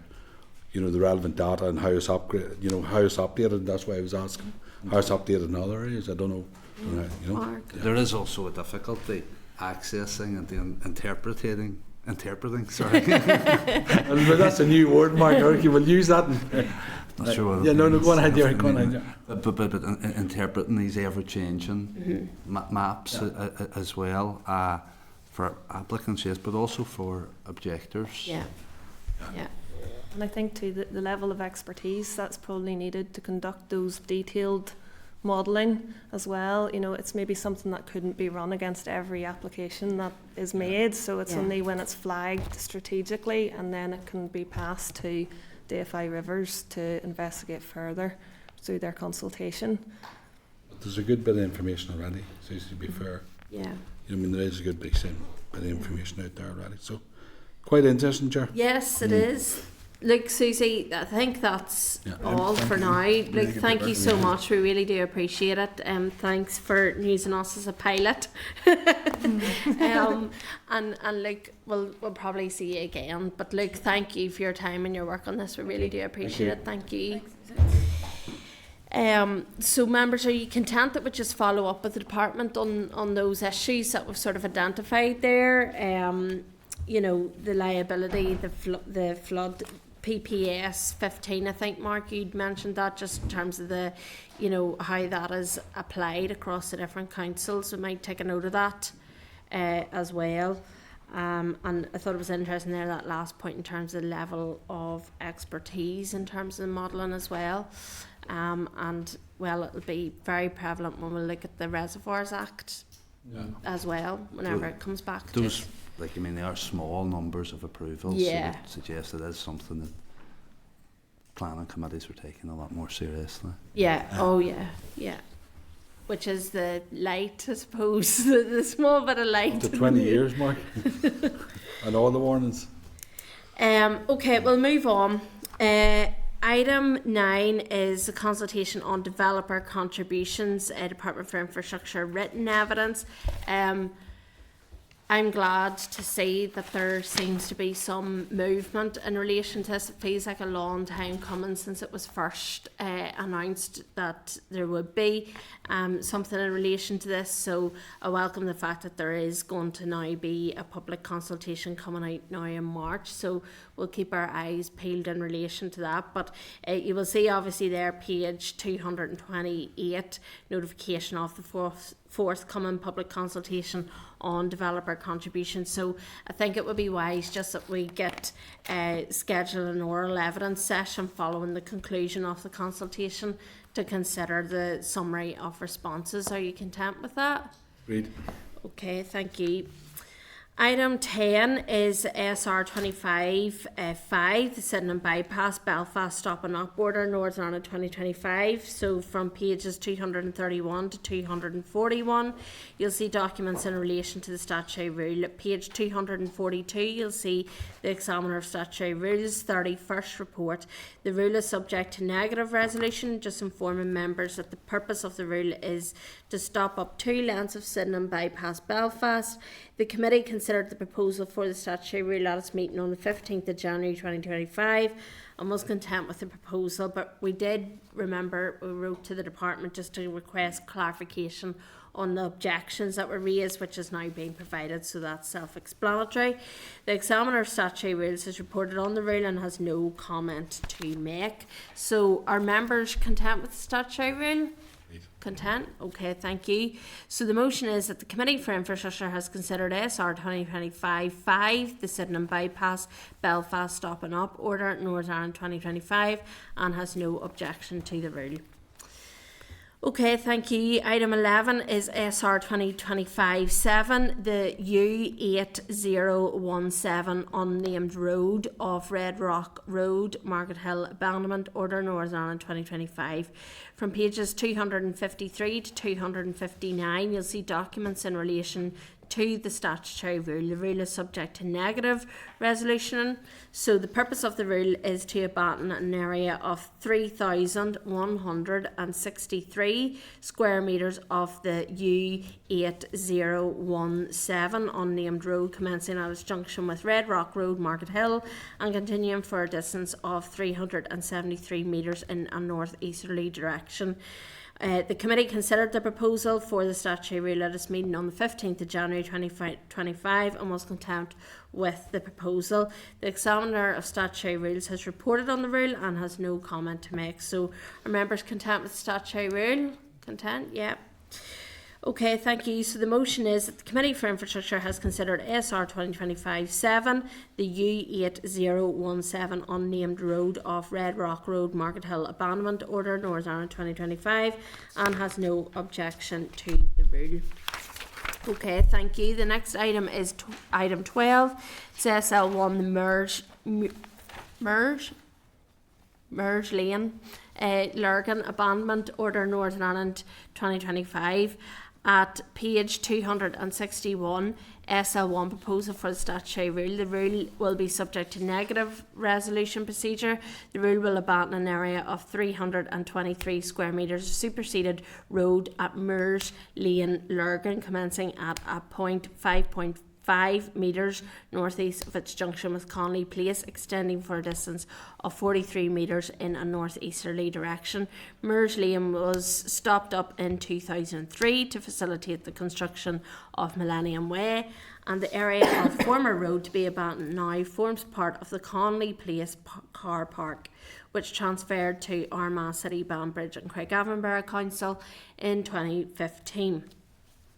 The abandonment is required to regularize the situation on the ground. Following the abandonment, the council will assume responsibility for this area of land. So I just want to maybe suggest that the committee writes to the department to seek further detail of the nature of the objection it received prior to the advertised consultation period, which was subsequently withdrawn, just to double check that. Are members content with that? So are members content with the proposal for the statutory rule overall? Yeah, okay, thank you. Item 13 is the subordinate legislation. SR is not subject to assembly procedure. Advise member that there is one statutory rule that is not subject to assembly proceedings and is not required to be laid. This is at page 265 of the meeting pack and is SR 2025-15, the Parking and Waiting Restrictions Belfast Amendment Order, Northern Ireland 2025. So just remind members that the committee noted the proposal for the statutory rule at its meeting on the 29th of January 2025. Are members content to note the statutory rule? Content, Chair. Okay, thank you. Item 14 is our beloved Forward Work Programme. So just bear with me, I'm getting it up here. So I just want to remind members that the committee have previously agreed to schedule evidence, oral evidence from the department on the statutory instrument on the vehicle drivers' certificates of professional competence regulations 2024. So following informal engagement by the committee staff with the departmental officials, it has been assessed that the local impacts of the statutory instruments are minimum.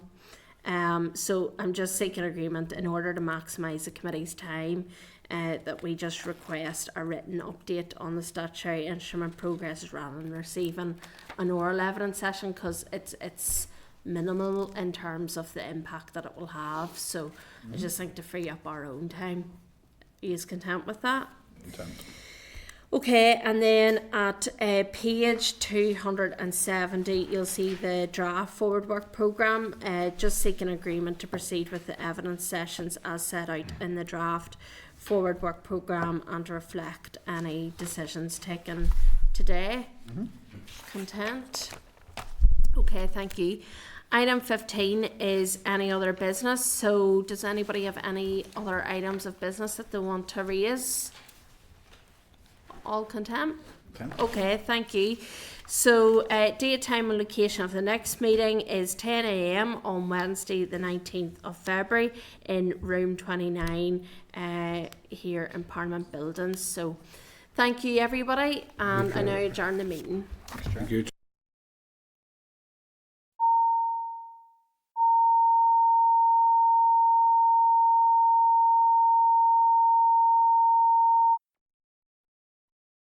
Committee Room 29. Sound.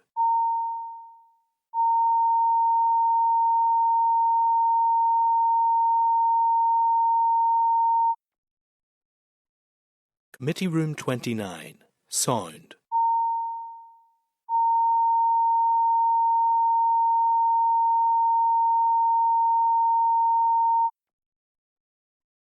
Committee Room 29. Sound.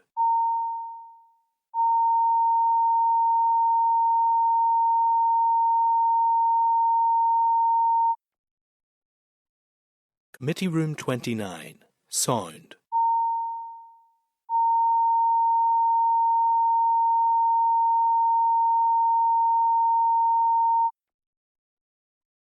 Committee Room 29. Sound.